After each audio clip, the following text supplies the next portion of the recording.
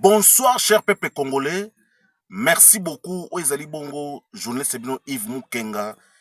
Nasengi na bino bokota belé, vraiment comme d'habitude. Bo tchaba j'aime belé, bo commenter, bo partager carnet, bo salaka.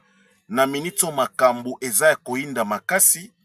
Pourquoi Joseph Kabila veut rencontrer Félix Tshisekedi en privé et puis eyindeli batu ya mauvaise qualité, soi-disant opposant à C64 na minute oyo la cour de cassation azali ko lancer mandat d'arrêt contre bango pona ete mokolo ya sitting oyo basalaki badege salamaki. Il faut bakende kosamba ba justifier pourquoi badege salamaka. Et enfin pona koshite mwana ya Yuri Gakuta Museveni Mosi Rwakagaba azana esengo na ndenge mokonzi mboka longoli général John Luboya comme gouverneur militaire na Ituri, dont il a félicité mokonzi mboka. Alors ce sont les trois points que nous allons développer ce soir.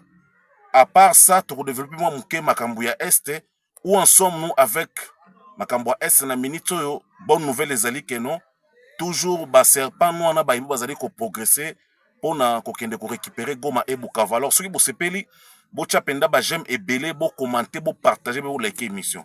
Alors sans plus vite tarder, nous commençons par notre premier point émission na biso ya lelo. Peuple congolais, tant to lo barakenon, la vie ezali malamu te ya ko sala muninga mabe. Kabila a fait beaucoup de choses dans notre pays. Kabila a fait beaucoup de mal dans notre pays. Pourquoi Joseph Kabila peut raconter? Est-ce qu'un chien peut rencontrer un homme? Hein? Cette question-là, je pose au peuple congolais. Moi, koki kokende koluka mutu. Et pourquoi Kabila veut seulement rencontrer Mokonzi Mboka en privé pendant que Facha tenir langage wana? Pendant tout ce temps, Kabila a bossana kenote azana mutu oya kokaki kozala simana po abatela mais Kabila a bizaki confiance nyonso. Alors, peuple congolais, na vi balobaka omoni soko yambi mopaya epa na yo eke mopaya ayepa na yo mopaya komi koluka abanza kokonza yo konza mwasi na yo konza na bana na yo keba seke malédiction moko eza na kati wana parce que même la Bible ezali mabe na kopesa mboka po ete bato bazali ba dérivant donc bapaya baya ko diriger mboka na biso. Alors pourquoi Kabila a sengi raconte na président Fachi? Kabila a constaté que mokonzi mboka a étalé mabe na donc muto suka ndaye konuire mokonzi nani Kabila c'est Fachi parce que Fachi a ebi Kabila bien bango mibali na Fachi nde basaka remise et reprise. Tango basaka remise et reprise na Kabila Fachi a yebi makamni Kabila yebi saka ye pe Fachi a yebi makamni nango oyo Kabila bandaye ko s'attendre pour asalela ye. Siko na minito, supposons que Fachi que Kabila mabe otu Kabila sali na Congo. Kabila bomisi batu ebele na mboka na biso na lobaki na tongo eloko liboso Kabila iba na Congo. Kabila iba bongo identité congolaise nde loko so Kabila iba. Pe batu basungaka po iba ngona ezali bandeko na biso ba notable ya Katanga. Siko na minute oyo Kabila a constaté que non langage mokonzi mboka tineza langage moko ku fatal en politique. Tous les coups sont permis. Et na minito eloko facha beti Kabila wana eza déjà ko ternir image ya Kabila mobimba. Et même ba français mususu baza ba français ba yebi makambu ba soutenir idée au mokonzi mboka bimisa ko traiter Kabila comme un chien. Et enfin Kabila nenga za place azali ti omoni batu na enyo so banemi mulanya ba Barnabé Nzimbi même nanga abimi pa leli pe na kombo makambu mokonzi mboka lobi. Et la kisi déjà que non na minito mokonzi mboka aza likolo pe mokonzi mboka ndenga zabwe aza na ton aza makasi. Ce que peuple congolais pouvait venir de quoi que Fachi ne peut rien faire. Même si aujourd'hui Fachi accepte que no Kabila bakuta na basolola. Kabila peut raconter Fachi oui parce que bon mi balende bazala ki ba pesa na ki pouvoir Kabila ndima ki parce que tout ça logique. Kabila ça qui remise reprise na Fachi. Ça qui remise reprise na Butumsu, ça qui remise reprise na Fachi. Maintenant Fachi a kondima Kabila bakuta na basolola. Mais ce qui peut rendre Fachi mal, c'est quoi? Fachi a requis jamais qu'on trahit la population congolaise. Parce que Fachi n'est pas zaboué. Azali aimé la population, Fachi azali aimé na ba pays ba grande puissance o bazalaki ko chichoter Kagame bango nyonso ba tourner do contre Kagame balingi Fachi parce que Fachi azali aimé na population. Soki Fachi azalaki populaire te même ata ba Kagame na ba Kabila ba tourner nyonso no balinga ba vaincre Fachi. Parce que Fachi ne peut pas faire ça pour na trahir peuple congolais. Supposez que Fachi abiki oui na limbisi Kabila. Est-ce que bako nettoyer cerveau nyonso to ya ba congolais o bakufa na ba ndeko bakufa na ba makambo Kabila sala? Supposez toujours famille de Kola ya Rossi Mukendi. Famille Thérèse Kapangala. Famille ya batu nyonso bakufela batu na fosse kobina batu bakufa na Goma nyonso na tout.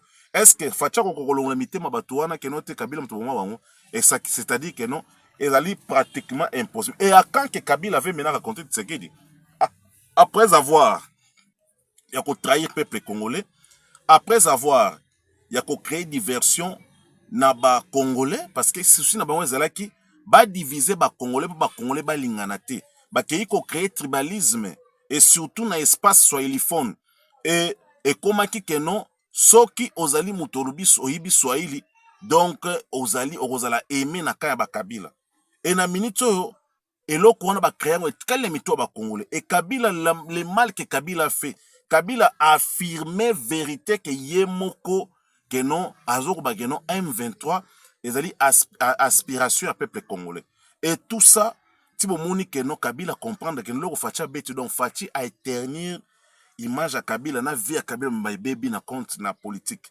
yango moni Kabila moni alinga mona mukonza mboka et mukonza mboka pende nga za bongo azali na difficulté parce que Kabila akoki ko yape ko mona Fachi na deux possibilités. Soit il peut venir pour tuer Fachi, soit il peut venir pour na koloka façon yango oyo ya ko créer quelque chose moko boye. Mais je vous dis, ça sera impossible que Fachi andima koyamba Kabila basola po ba solani na moment oyo. Parce que Kabila a sali mabe mingi na Congo pendant 18 ans. Ce que l'on Fachi ko connaître ba guerre union soane salami na Goma, Bukavu, Bunaganda, ba Uvira, ti omoni Kinshasa, ezala ba problème belé ba nini ba chaki donc c'est Kabila. Bato nyonso Fachi zo kanga o ba généraux nyonso c'est Kabila qui les avait plantés pour na façon yango ya ko brûler mboka. Alors ça sera pratiquement impossible que Fachi andima offre à Kabila ba kutana ba sol même en privé ça sera pratiquement parce que les Américains tout ce que Fachi fait bon ça veut dire que les Américains bazali ko surveiller Fachi dans partout na ba voix nyonso ba voix satellite ba surveiller ba que Fachi ça ko la produit na bango. Et aujourd'hui si les Américains osent perdre Fachi et le problème serait bah qu'on monte au ni dans la confiance au va qu'on placer ou à cause de la confiance parce que Congo est à la cas bah ouais la cas Congo na batunion sur un mboka et enfin bah américain bah qu'on ligne loko on a été comme la Fachi parce que si Kabila le biboué ezali bah Rwandais bah zakarisé les Rwandais ce sont des rancuniers dans le monde dans tout le monde bah Rwandais bah zawana à côté lisayo elongia bien mais na motema nae azana posa a éliminer po Yoli mwa libela. Lokola déjà Kabila déjà a raté ki Fachi na ba poison, a raté na ba crash, a raté na ba coup d'état constitutionnel. Et ça déjà mutu Kabila déjà mutu mabe donc pour na Fachi Kabila ko ba ko kutana sosute. Alors, deuxième dossier na yango zali dossier makambu ya bande ko na biso ba Rwandais. Oui ba Rwandais ce qu'ils ont fait. Ba Rwandais na minute ba commune. Il faut tous à la vigilant pour na bande ko bazali faible na ba information ya mboka. Na minute ba Rwandais bakei kosala eloko moko boye ke non bazoluka bakomisa nini babanda kotya ba information ya mabe na kati ya à la portée ya bato soki bomoni information moko ezali à la contre na makambo sema enjeu actuel bondima yango te parce que ba Rwandais bakaboli mbongo na bandeko na bango ya ba espace swahiliphone o baza na communication na ba communicateur ebele o baza ba swahiliphone pour ba dasko kopesa ba information lokuta en faveur ya biso et donc en faveur ya bango pour bazo o ya biso eza pembe ba komisa ngo mwindo o to ko mona information mabe bozala bosala ngo keba pe bo klandi ke non Berthe Bisimwa ye pa leli lokola Corneille nanga pa leli parce que na minute ekomi likambu moko boy o bazo ba likambu ya Congo makileza ya Congo ya Congolais et chaque Congolais a droit ya koyeba ke non na minute ndenge za boy. Nous n'avons pas droit à l'erreur. Nous devons sécuriser notre pays pour être mboka na biso ezonga sous na ba dérivant ba pa sous ko kamba biso na kati mboko. Yango mo na minute ndenge to kenda wa boye. Yango ba komia boye. certaines sources, l'Empire Imatuti et la coalition M23 RDF AFC, Balobi Boé, lance dans l'achat des médias pour la campagne de la République des Swahiliphones. À ce sujet, vous allez savoir, plusieurs journalistes vont souligner derrière eux en publiant les informations à leur faveur. Et ne soyez pas surpris lorsque vous allez voir certains médias commenceront à s'opposer même au communiqué officiel des FARDC. Nous entrons dans une guerre médiatique très difficile. Ils veulent utiliser le changement de la Constitution comme preuve de leur balkanisation, mais ils ne voient pas la politique très bien. Et le président Félix Tshisekedi changera la Constitution après avoir récupéré Goma et Bukavu, quand même la ville de Goma et Bukavu voteront au référendum. Je crois que vous avez compris ce que j'ai dit. Tous à la prudence, tous se laisser faire na ba désinformation ya bande konyo so bazali mabe pour être baluka moyen batche le mo ben peuple congolais. Alors peuple congolais na yebisa bino que mwana ya Museveni mo si Rwagababa, ça c'est une analyse que na yeto ça l'ensemble. Les allez analyse to ko partager ensemble. Pourquoi mwana ya Museveni azali ko sepela départ ya général Johnny Luboya comme gouverneur militaire na kati ya Ituri? Et na minute gouverneur militaire Luboya tant balongoli parce que ça fonction politique. Gouverneur c'est une fonction politique et azala qui paie général.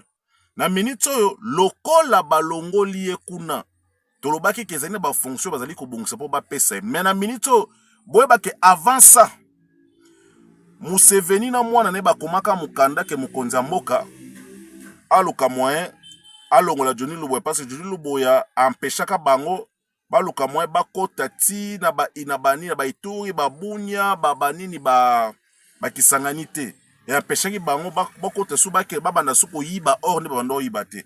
Et avec ça bakomaka lettre, c'était récemment ici qu'ils ont écrit une lettre notée ba osenga na Facha longola Johnny Luboya kuna. Mais et puis lorsque Fachi bake bakute na Museveni bakomi basali kati na Fachi basigné ba corps sécuritaire ba corps militaire bani et au moni que Fachi a eu séance à longoli Luboya.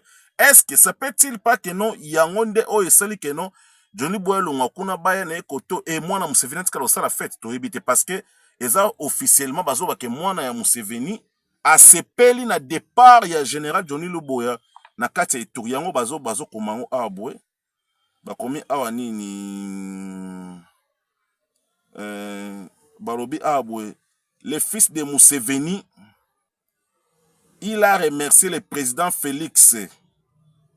Il a remercié le président Félix Tshisekedi d'avoir remplacé celui qu'il a qualifié de gouverneur toxique. Et les deux hommes entretenaient des relations tendues depuis plusieurs années.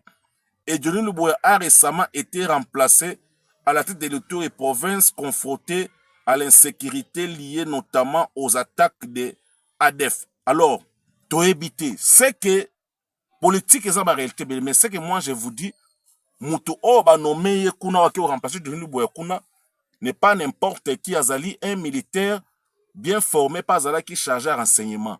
Je crois que nous devons laisser le temps au temps local là que non. Et ça bongo, on a dit que Facha Rose Luboya longo l'été pour na batouana parce que ça peut aussi être danger politique parce que jusqu'à présent depuis Fachi basali basali lien na Museveni jusqu'à présent Museveni a se retiré d'abord Museveni dem tayo ko livrer sur Kagame davantage moni Kagame comme sous na sur to ba que Museveni azalaki parrain officiel Kagame ta parrain Kagame pour ma présent na Rwanda. Alors danger politique za mangambo ba politique za ba jembele.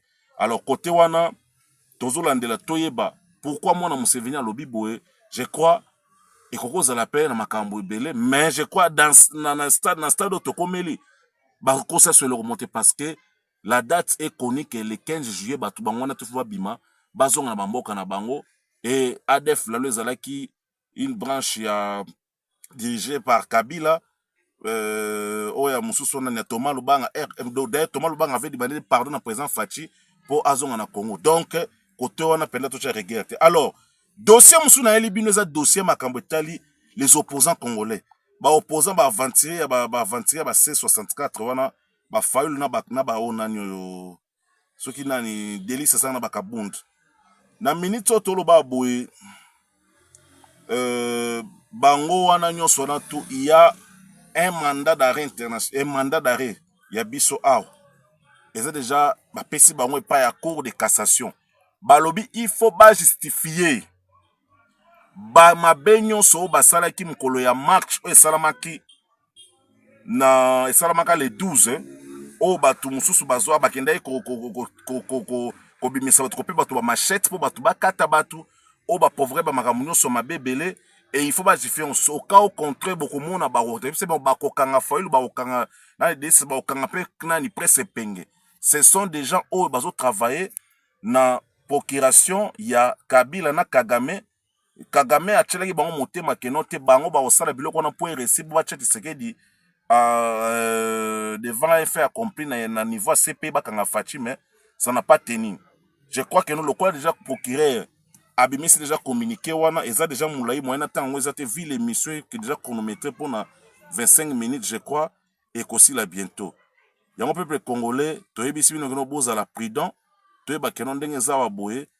Il y aura pas les mal. Bango bazo saba bimisara bino na balaba bino ke na souffrir et bango ba bimisara na bana bango na basi na bango o bazleki mbongo ya bakagame na bakabila et puis toyeba makamso sima. Alors c'était ça. Communiquer ça moulayi bomoni o ezali procureur ya cour de cassation nani monsieur Mvonde o bomoni na sera na photo ba opposant wana Fayulu Delice Sanga Kabundu na o nanyo na soki presse so nanyo na bango wana.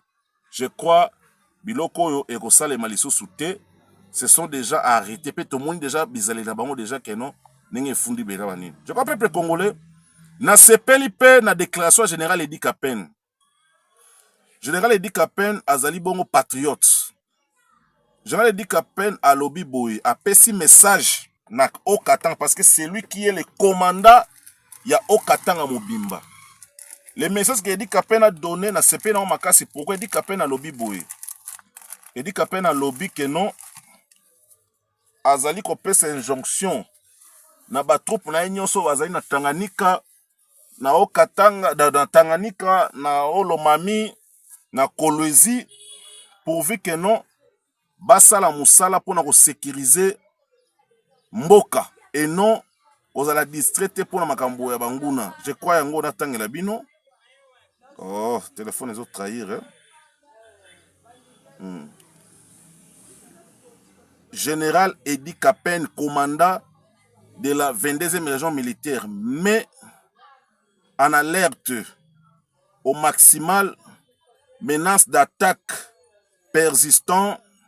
Edi Kapen ordonne la mise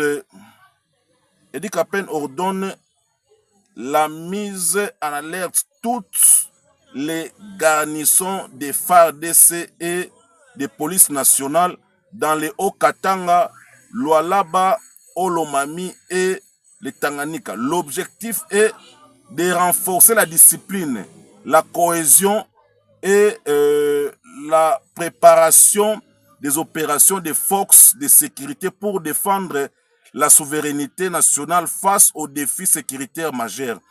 Bolandaki récemment que non, nani John Numbe abandai ko menacer o bolobai ke ote batili ba komenga bomoni Edi Kapen yo. O bolandai ke te ba communicateur ba M23 ke ote. Soki tsela meko chende constitution. Katanga ko papa bozama boma bino bozama boma ba communicateur ba M23. Katanga ko par quel moyen?